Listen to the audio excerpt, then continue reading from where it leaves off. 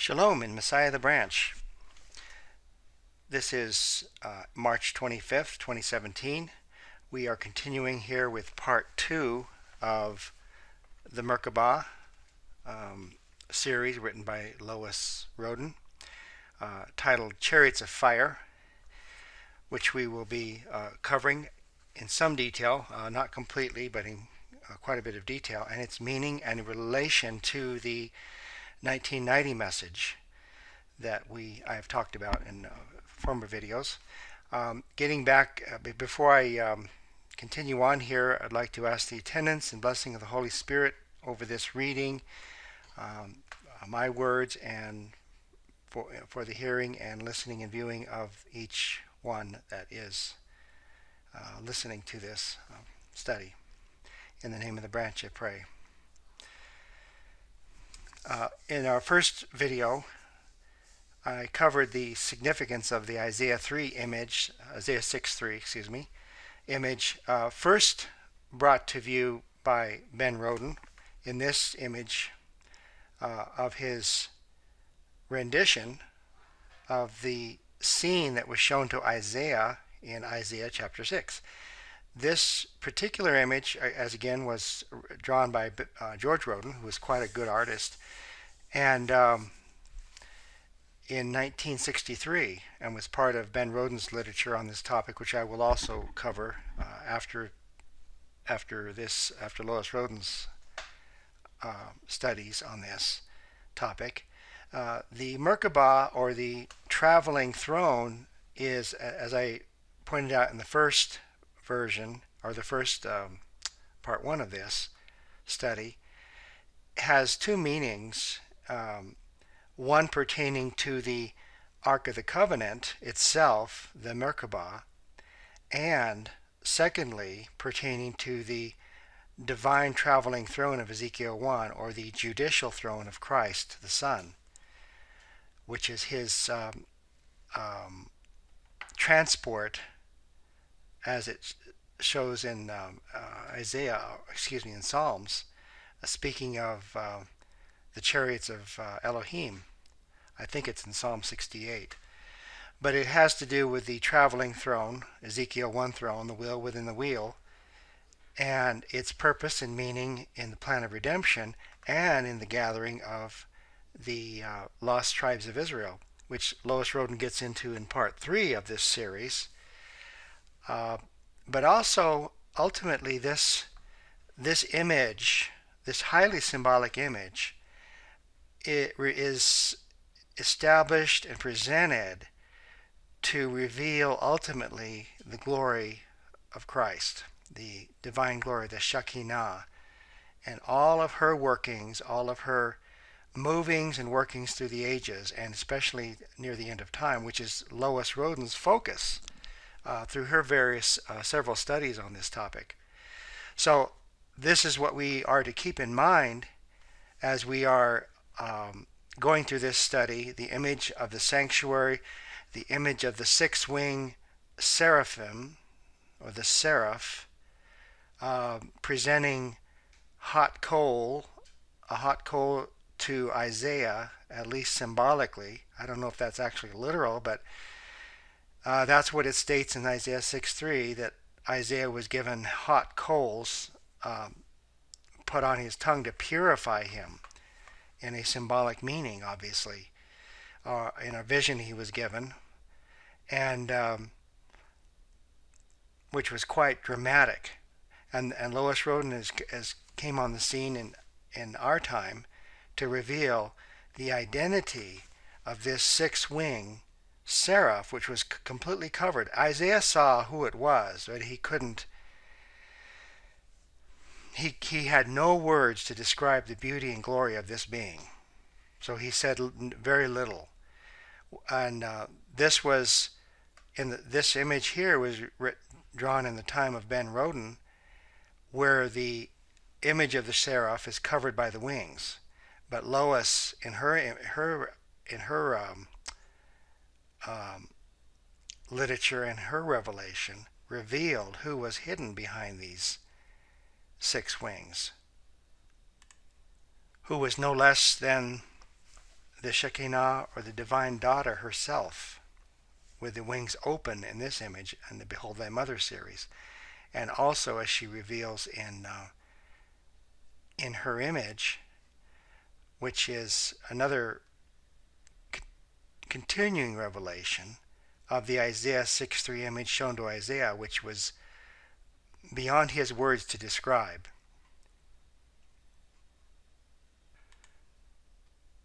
So Isaiah 6 was the revelation to Isaiah in chapter 6 is the basis of the message given to Lois Roden.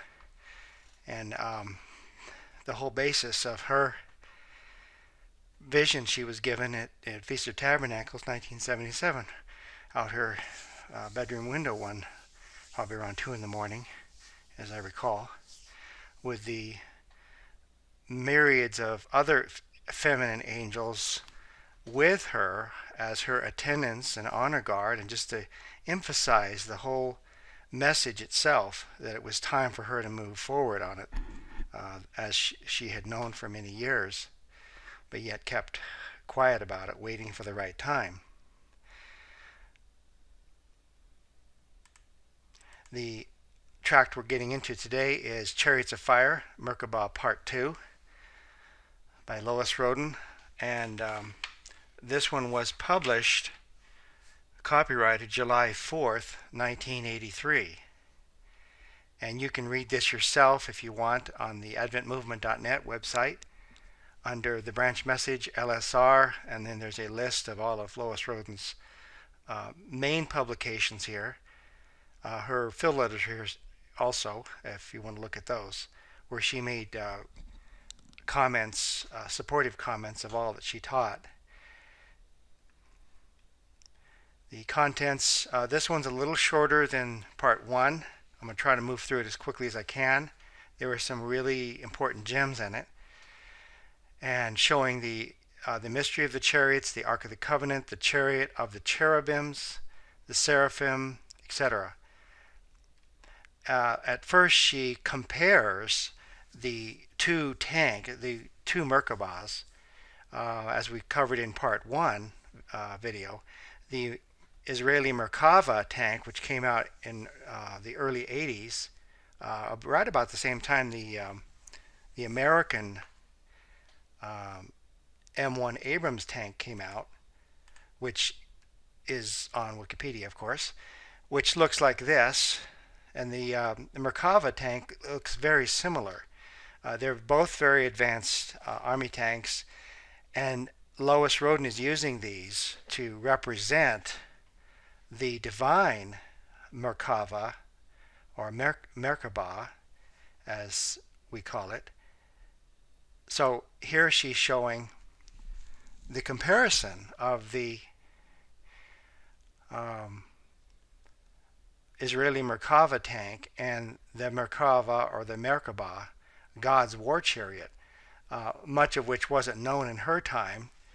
The weight of the Israeli tank is 123,000 pounds. The M1 American M1 Abrams tank is like 60 tons. I don't know if it's heavier or lighter than the Merkava tank, but it's a very advanced tank, not only in its armor, but also in how it acquires its target on the battlefield using a satellite technology, GPS and satellite technology. And she shows here the Merkava, God's war chariot, is now in this comparison, she's not necessarily showing whether it's the Ark of the Covenant or the traveling throne of Ezekiel 1, but she's mixing the two concepts because they do flow together in the wording, in the Hebrew word, and the imagery, and the prophecies as well. The Merkava tank, a mysterious apparition which appears to God's prophets, warning of the destruction for the wicked who oppose the Israel of God. And again, this relates to the 1990 message that a judgment was coming because the judicial throne had arrived to begin its inspection, as it's pointed out in Luke chapter 13 in that parable the householder or the husbandman coming to inspect his fig tree. And not a lot is known about the Merkabah, the heavenly Merkabah. The crew, as she shows here, Elohim with 10,000s of angels. This one, unlike the Israeli tank, which has a Teledyne Continental engine, this has a power plant that has all power and can travel at unimaginable speeds through the creation, through the cosmos. The armies, the armies of the two heavenly hosts, the Hebrew word Mahanaim, which means two camps or two hosts, Messiah and the Holy Spirit, two camps, two hosts, Messiah the Son and Messiah the Holy Ghost, or the Holy Divine Daughter. And the armament, the armor, the complete covering of the Shekinah glory in the Merkabah, and the speed of this one, although the Israeli tank will do about 50 miles an hour or 30 miles an hour, 50 kilometers per hour, this tank, or rather this transport, the Merkabah, the divine Merkabah, goes as the lightning, just as it shows in the book of Revelation. And I forgot what chapter, but it's in Ezekiel also, Ezekiel 1 and Isaiah 6. The range, not known but unlimited, Elohim, the maker, Elohim, creators of heaven and earth. So it's an interesting comparison, and it gets the point across as to its purpose in the final days. This is known to rabbinic Jews, and they've known about the Merkabah, the Merkab and the Merkabah for 2,000 years at least, probably longer than that. Beginning here, I'll enlarge this so you can possibly read along. The Ark of the Covenant is her emphasis here. Right at the time when the Ark of the Covenant was being talked about in the very early 1980s, in the Biblical Archaeological Review, it was a big topic, even in other Adventist publications, I distinctly remember. She says here, or this quote is, "The return of the Ark to Jerusalem would stagger the world, may change the belief of millions of people of all nations for the better, be the greatest blow skeptics ever received, and perhaps be the greatest modern proof of the authenticity of Holy Writ," quoted in the BAR, Biblical Archaeological Review, 1983. The Ark of the Covenant or of the Testimony, the Aran ha-Berith, Ark of the Covenant, literally, chest of the covenant. The wood, Aran, is used of the coffin, mummy case of Joseph. Elsewhere in the chest containing the tables of the law, resting in the tabernacle or in the temple, God directed Moses, Exodus 25, Deuteronomy 10, to make it of shittim or acacia wood of precise dimensions and to overlay it with pure gold at the corners and staves covered with gold to put through the rings to carry the ark. Within was to be placed the testimony which I shall give thee, a mercy seat of gold, or with two winged cherubim of gold, was to be placed on top of the ark.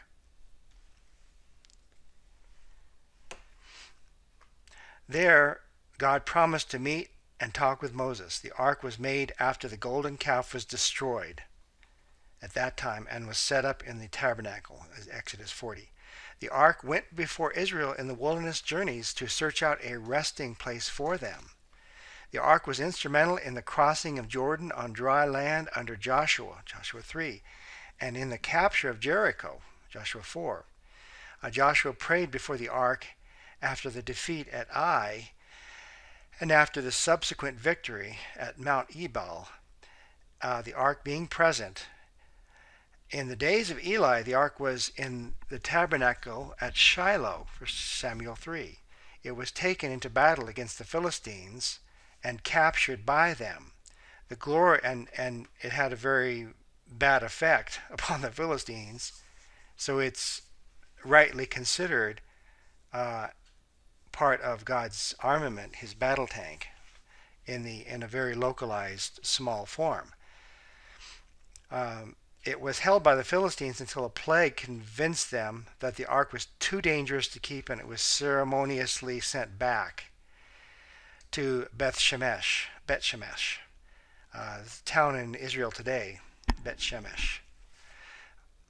The men of this place also suffered a plague for looking into the ark, and it was removed to Kirjath Jearim, 1 Samuel 6.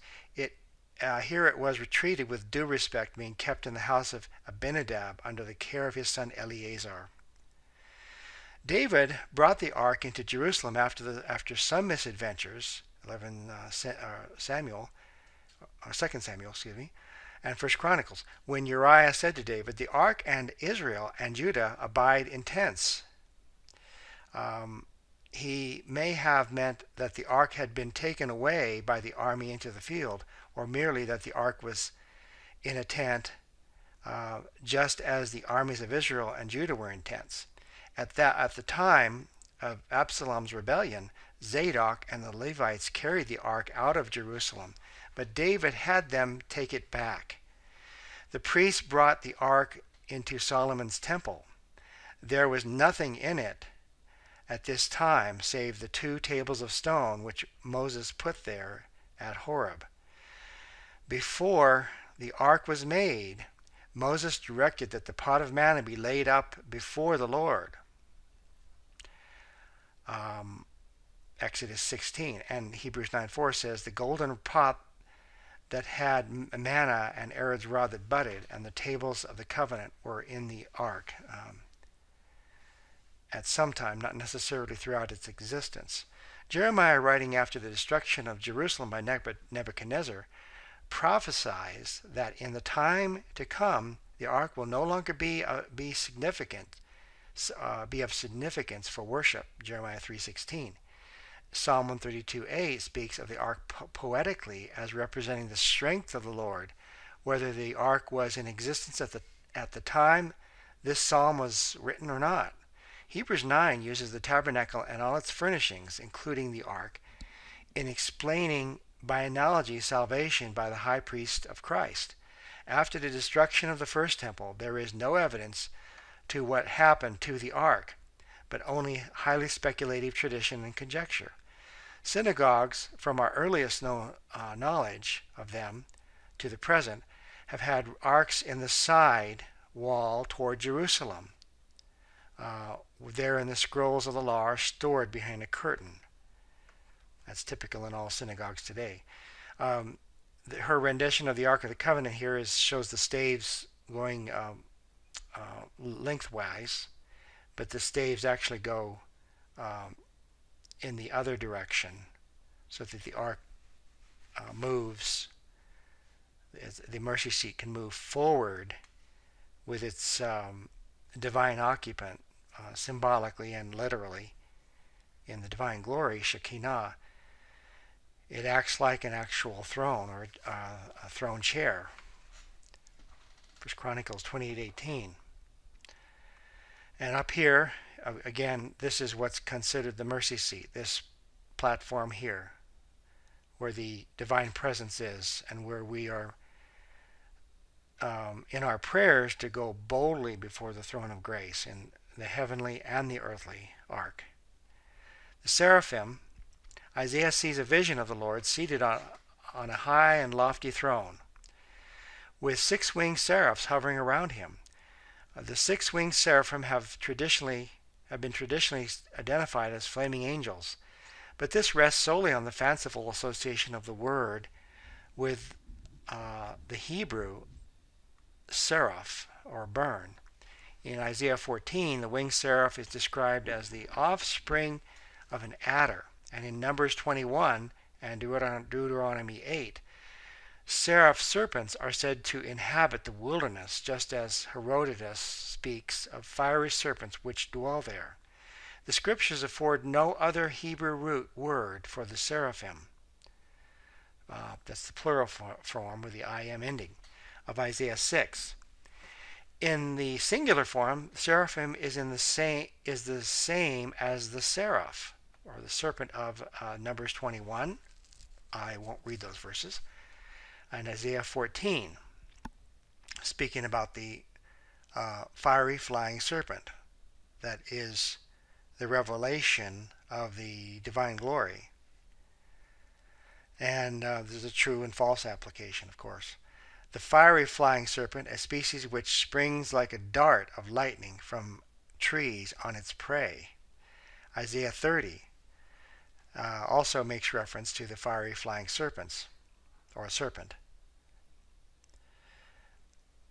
This symbolic prophecy depicts the kings of Judah, young and old lion, as serpents sending their ambassadors down to Egypt, symbol of the world,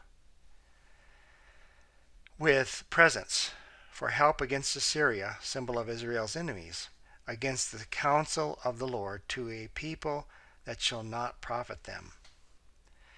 Both seraphim, plural, and seraph, serpent, singular, are from the same Semitic root word. It is certain that the seraphim are celestial beings with near human characteristics, face, body, feet, hands, who act with serpentine lightning-like swiftness to do God's every bidding with reverence and holy awe, without selfish purpose. They are personifications of their creators, the highest order of the angelic creation, moral beings who represent God in the execution of their purposes of holiness in the universe, in a ministry connected with the atonement and eradication of sin, as a consuming fire, hence brazen or fiery serpents. Rejoice not thou, whole Palestina, because the rod of him that smote thee is broken, for out of the serpent's root shall come forth a cockatrice, and his fruit shall be a fiery flying serpent. Isaiah 14. This was a key verse that Lois related to the divine feminine. The earthly descendants of Jesse, Isaiah 11, the house of David and other kings were likened unto serpents, the chief of whom was David, who slew Goliath, champions of the Philistines. The Philistines looked upon Uzziah, king of Judah, as a biting serpent whose yoke was heavy upon them. In chapter 14, Isaiah refers to him as the rod who smote the Philistines, and to King Ahaz, his grandson, as the rod that was broken when the Philistines took back a part of Judah the year Ahaz died. But the comforting message was brought to Judah by Isaiah that yet another rod, serpent, more deadly, would overtake Philistia. Even King Hezekiah, his son, he smote the Philistines even unto Gaza and the borders thereof, from the tower of the watchman to the fenced city. 2 Kings. Now the rest of the acts of Hezekiah and his goodness, behold, they were written in the vision of Isaiah the prophet, son of Amos, in the book of the kings of Judah and Israel, 2 Chronicles 32. These prophecies, Isaiah 14 and Isaiah 30, to the children of Israel and Judah particularly, represent the dealings of heavenly agencies with the history of the people chosen to represent God on the earth, and are in the period of their reigning kings and of their captivity to the heathen nations. Because of their disregard for God's theocratic form of government through the prophetic office, the spirit of prophecy in the leadership, they made slaves to the Gentiles. The prophecy of Isaiah 6 was given to encourage the kings of Judah to cultivate a higher relationship between themselves and God. And that's the point of the message that Lois Roden was trying to teach, and did teach, to the branch members, the branch membership. Like that of the seraphim around the heavenly throne, perfect unity with the will of God and constantly in the divine presence of the Shekinah glory, never more captives of sin and sinners. That's what we have to recognize today, what our work is to be, as Lois Roden's was.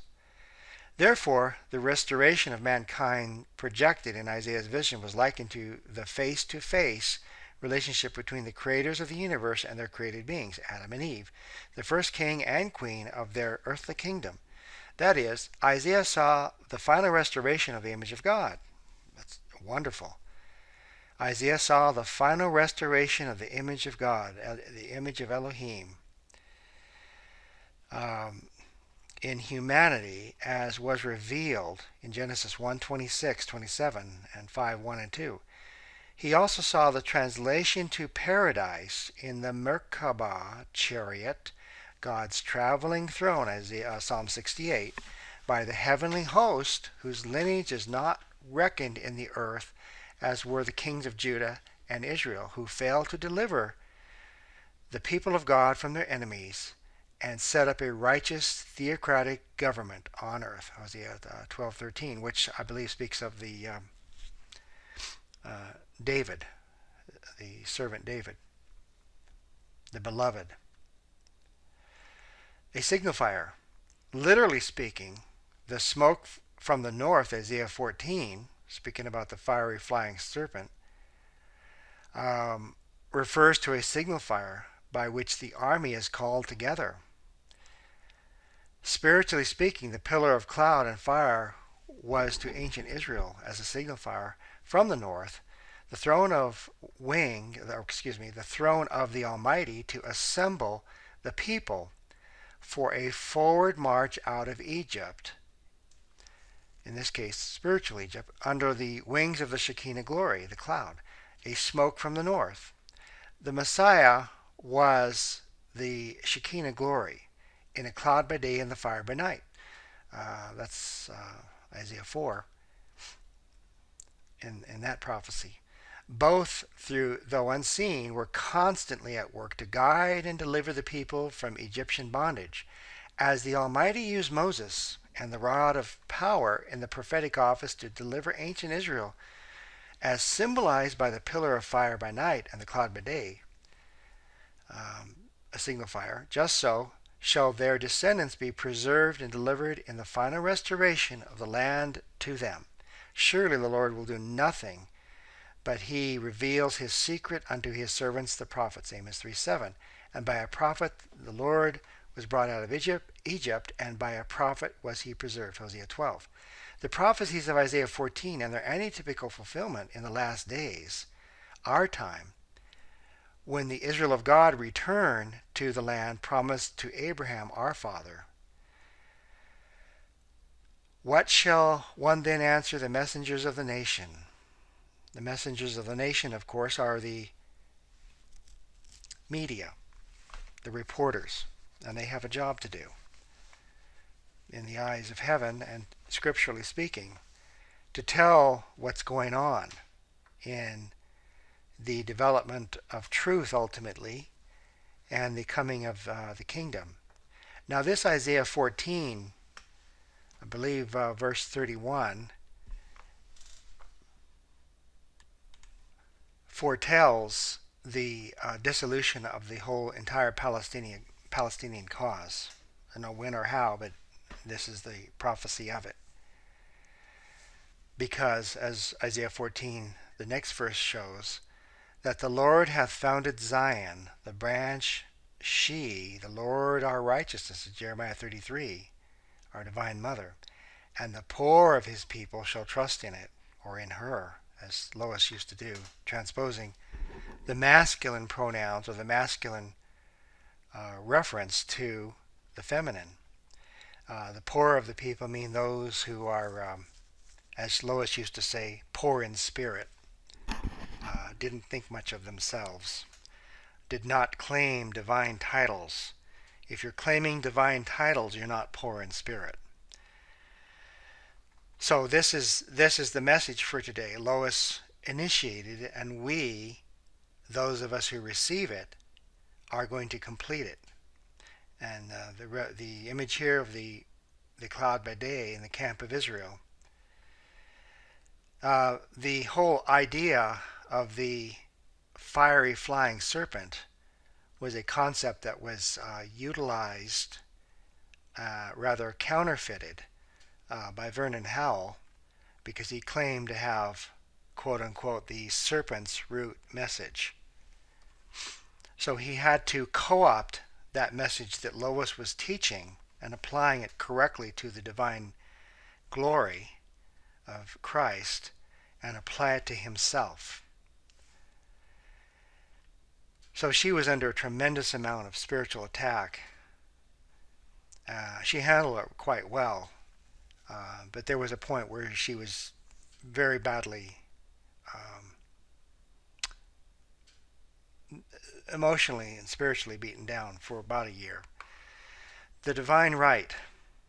In the beginning, God established their righteous kingdom, or their righteous earthly kingdom, with a perfect man, Adam, and a perfect woman, Eve. They were the first king and queen of a perfect kingdom on earth, a type of the kingdom to be restored in the latter days as seen by the holy prophets. They had no earthly lineage. Theirs was in heaven. They were two branches of heaven. And God said, "Let us make man in our image, after our own likeness. Let them have dominion." Genesis 1:26. Two Adams, male and female, in the image of God, were given rulership over God's creation and commissioned to fill the earth with righteous offspring, to extend the boundaries of Eden, to cover the whole earth.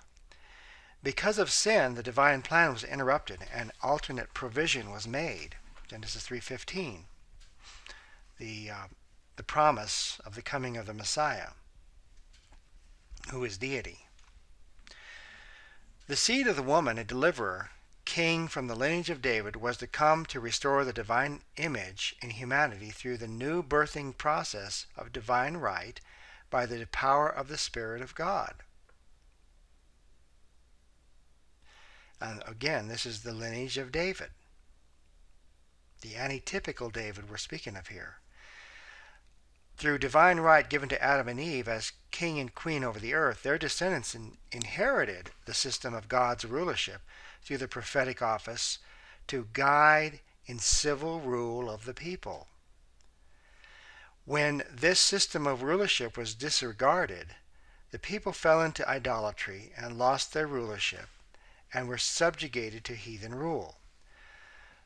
Through men of God, Adam, Enoch, Noah, and a multitude of others, God has attempted to restore the people to the perfection of Eden, but each generation has fallen by the way through disobedience to divine authority.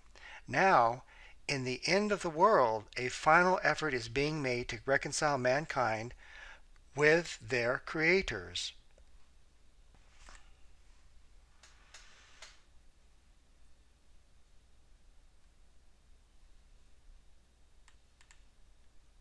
That finally the kingdom of God may come on earth and their will be done as it is in heaven.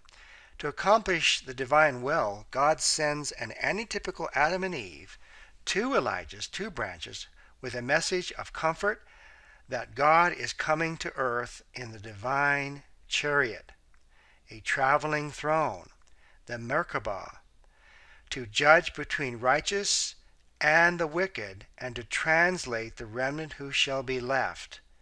Now, of course, this ties into the 1990 message, the coming to earth of the divine chariot.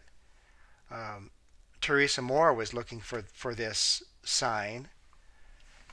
We were both looking for it. We were all looking for it, those of us who went on the first two trips. And as I showed in the previous video, a photo that I took, that something showed up on it that was,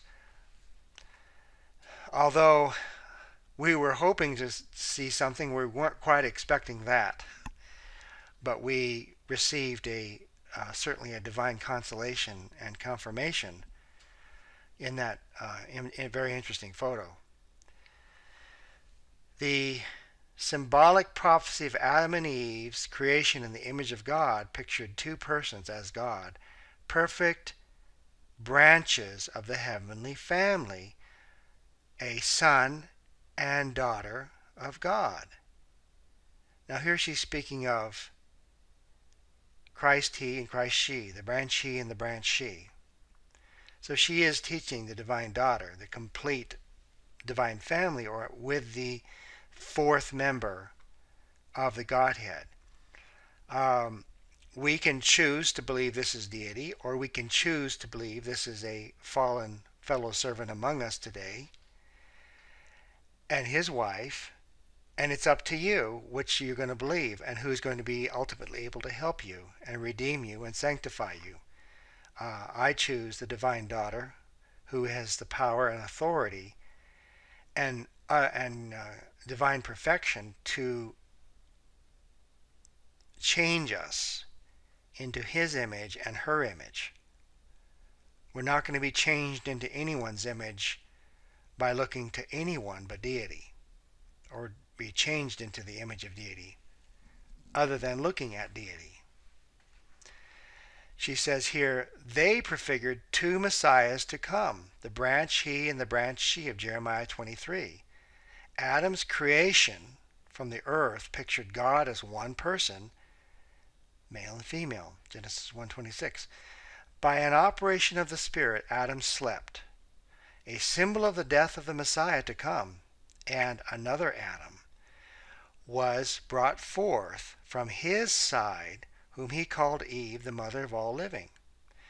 But, and that's the cross of Calvary, prefigured there, in Adam's being put to sleep, when Christ himself was put to sleep. But God called her name Adam, Genesis 5:1 and 2.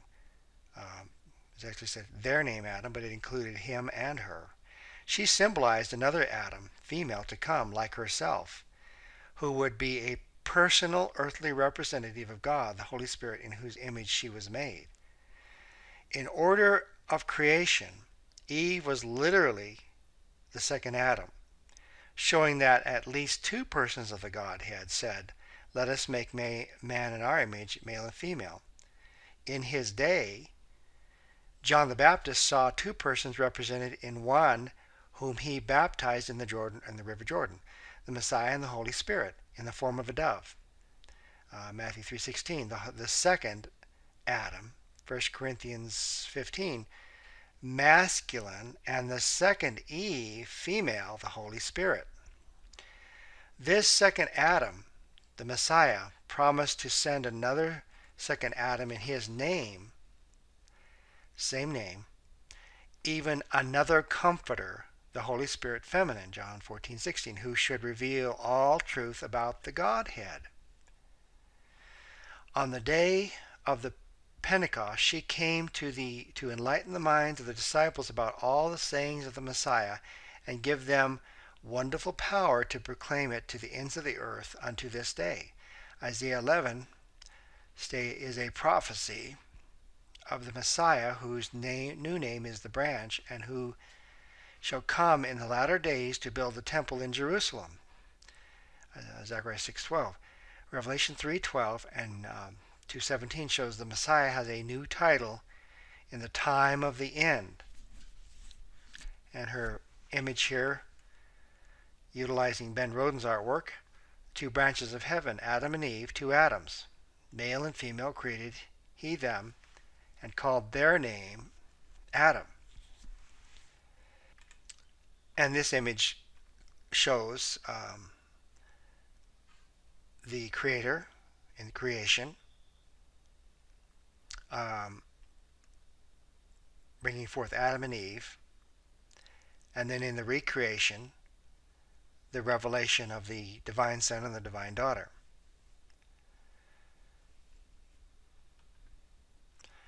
God's marvelous work, and therefore will the Lord wait, that he may be gracious unto you, and therefore will he be exalted, that he may have mercy upon you, for the Lord is a God of judgment. Blessed are they that wait for him. For the people shall dwell in Zion at Jerusalem. Thou shalt weep no more. He will be very gracious unto thee at the voice of the cry. When he shall hear it, he will answer thee. And though the Lord give you the bread of adversity and the water of affliction, yet shall not thy teachers be removed into a corner any more, but thine eyes shall see thy teachers, and thine ears shall hear a word behind thee saying, This is the way, walk you in it, when you turn to the right hand and when you turn to the left. And there shall be upon every high mountain and every high hill rivers and streams of water in the day of the great slaughter, when the towers fall. Behold, the name of the Lord cometh from far, burning with his anger, and the burden thereof is heavy. His lips are full of indignation, and his tongue as a devouring fire. And his breath as an overflowing stream shall reach to the midst of the neck, to sift the nations with a sieve of vanity. And there shall be a bridle in the jaws of the people, causing them to err. You shall have a song as in the night when a holy solemnity is kept, the gladness of heart as when one goes with a pipe to come into the mountain of the Lord, to the mighty one of Israel. And the Lord shall cause his glorious voice to be heard, and shall show the lightning down his arm with the indignation of his anger, and with the flame of a devouring fire, with scattering and tempest and hailstones. Hailstones, of course, represent the act of judgment, and so does fire and the tempest. For though the voice of the Lord, for through the voice of the Lord, shall the Assyrian be beaten down, that is, the enemies of Elohim, the enemies of Israel, which smote with a rod. And in every place where the grounded staff shall pass, which the Lord shall lay upon him, it shall be with tabrets and harps, and in battles of shaking will he fight it. The decreed or appointed avenging rod of God. For Tophet is ordained of old, yea, for the king it is prepared. He hath made it deep and large. The pile thereof is fire and much wood. The breadth of it, the breath of the Lord, like a stream of brimstone, doth kindle it. Isaiah 30. And verses 21 through 33.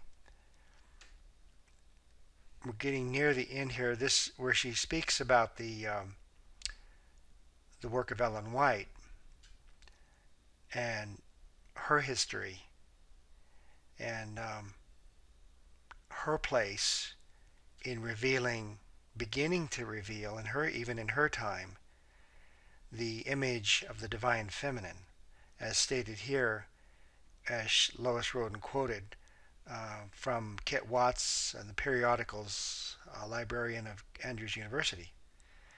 Insight magazine, page 6, June 14, 1983. The feminine image of God is actually developed and expanded by Ellen White in her writings. So this is known in the scholarly circles in the church.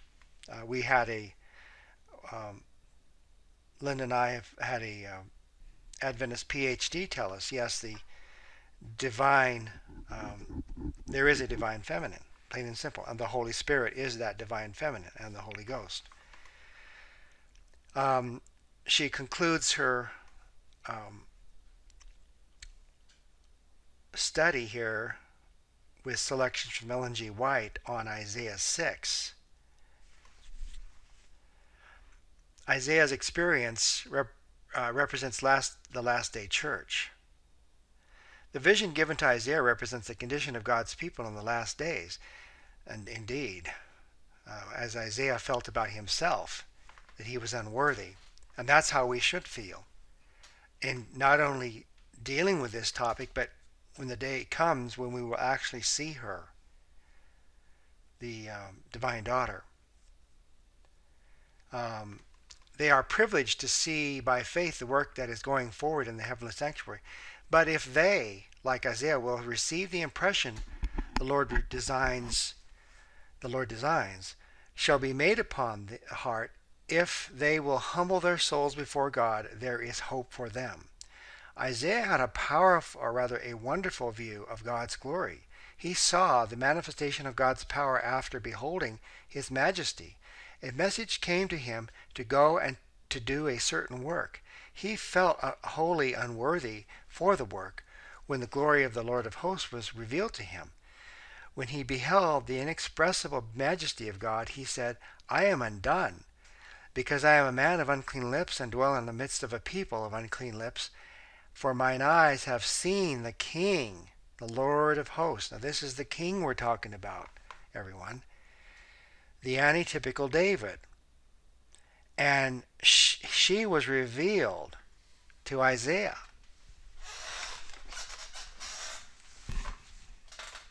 And this is what we need to look for the King in deity. Shekinah glory revealed to Isaiah. This was the Shekinah, the visible pavilion of Jehovah. It was this glory that was revealed to Isaiah when he says, in the year that Uzziah died, I saw the Lord sitting upon a throne high and lifted up, and his train filled the temple. The curtains of the innermost sanctuary were drawn aside, and a throne high and lifted up, towering as it were to the very heavens, was revealed to his gaze. An indescribable glory emanated from a personage on the throne, and his train filled the temple. His train representing his another divine personage, something akin to a bridal train in a wedding, as she explained in the first the first version, the first study, Merkabah Part 1, which was very clearly explained.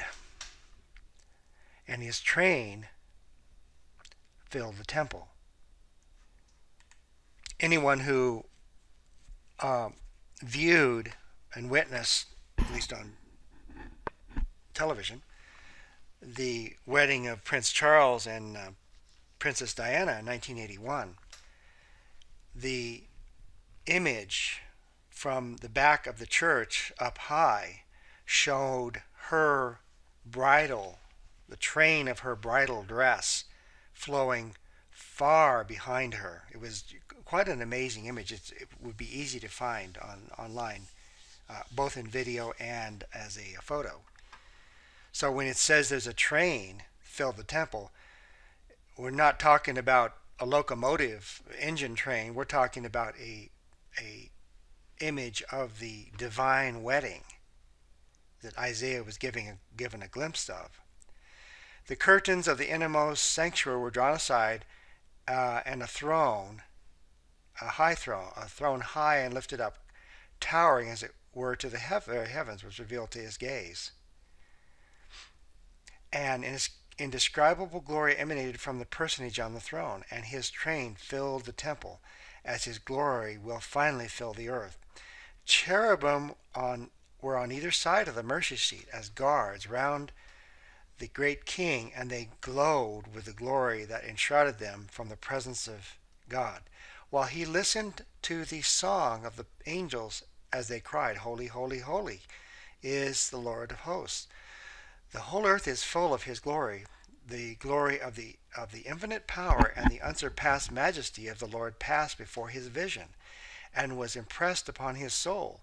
In the light of this matchless radiance that made manifest all that he could bear in the revelation of the divine character, his own inward defilement stood out before him with startling clearness.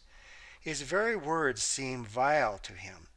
He said, Then flew one of the seraphims unto me, having a live coal in his hand, which he had taken with the tongs from off the altar, and he laid it upon my mouth, and said, Lo, this hath touched my lips, and thine iniquity is taken away, and thy sin purged. This is another image or vision of the change of garment.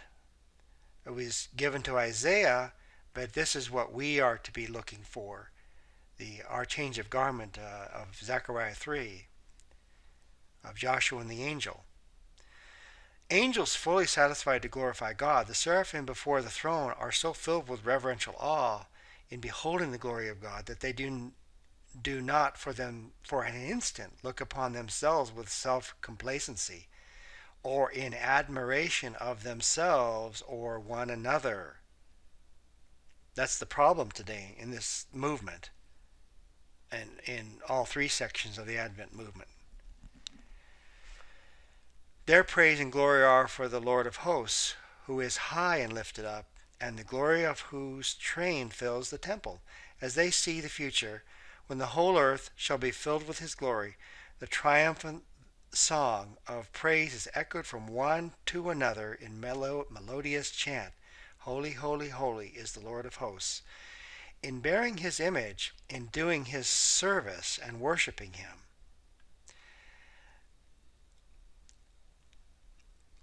their highest ambition is fully reached. And that's something we need to remember. Let every soul who claims to be a son or daughter of God examine himself in the light of heaven. Let him consider the polluted lips that make him undone. They are the medium of communication. Matthew 12. Then let them not be used in bringing from the treasure of the heart words that will dishonor God and discourage those around you, but use them for the praise and glory of God, who has formed them for this purpose. How many words are spoken in lightness and foolishness, in jesting and joking? This would not be so did the followers of Christ realize the truth of the words. Every idle word that men shall speak, they shall give an account thereof in the day of judgment. For by thy word shalt thou be justified, and by thy word shalt thou be condemned. Harsh and unkind words, words of censure and criticism of God's work and his messengers, are indulged in by those who profess to be his children. When these careless souls discern the greatness of God's character, they will not mingle their spirit and attributes with his service. When our eyes look by faith into the sanctuary and take in the reality, the importance and holiness of the work there being done, everything of a selfish nature will be abhorred by us. Sin will appear as it is, the transgression of God's holy law. And we don't get the garment change until we realize this.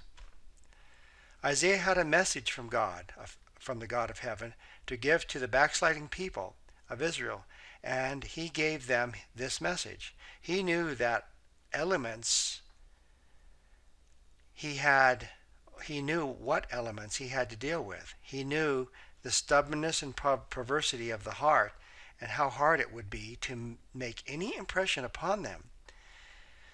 As he stood in the portico of the temple, the Lord revealed himself to him. The veil of the temple was withdrawn, the door lifted, and he had a view of the Holy of Holies within the veil. He saw the glory of Israel before the throne, high and lifted up, and the train of his glory filled the temple. And there was seen the hand that took the live coal from off the altar and touched his lips and bade him be clean.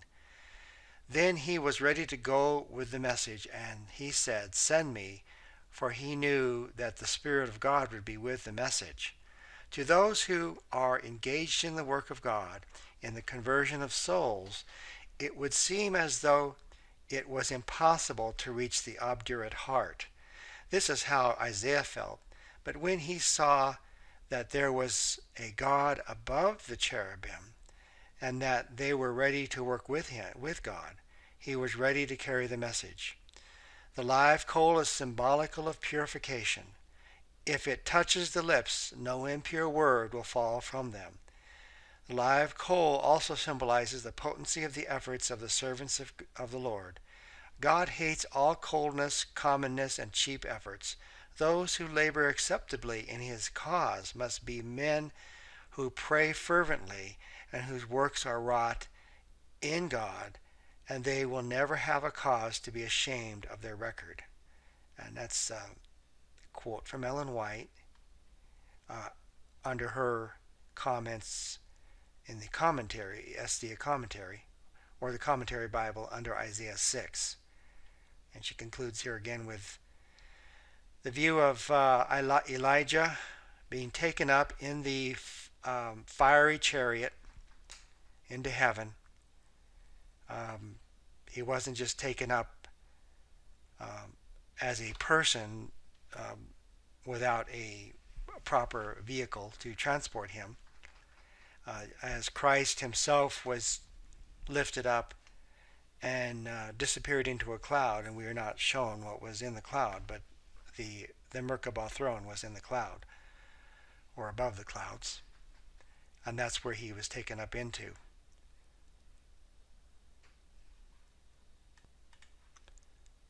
So as we see here, Lois Roden is attempting to reveal the existence, the purpose, the work of the Merkabah thrones, the one on earth, the one in heaven, the Ark of the Covenant, which is the Merkabah, and then the heavenly throne, the Ezekiel 1 throne, which is the Merkabah or the Merkab.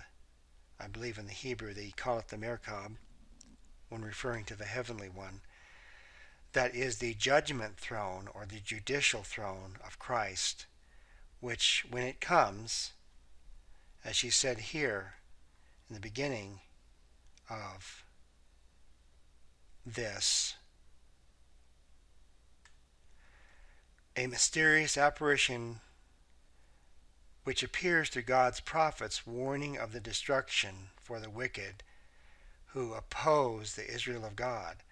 Well, this was the image shown in the 1990 photo, or the 1989 photo, was a warning of the approaching 3-year time of inspection of the branch movement. And at the end of that 3 years, there was a terrible judgment of fire and sword in Waco, Texas in 1993 at Passover time. So this is all tied in with the entire judgment message, the judgment of the living, and how we are to regard it for our own learning and sanctification.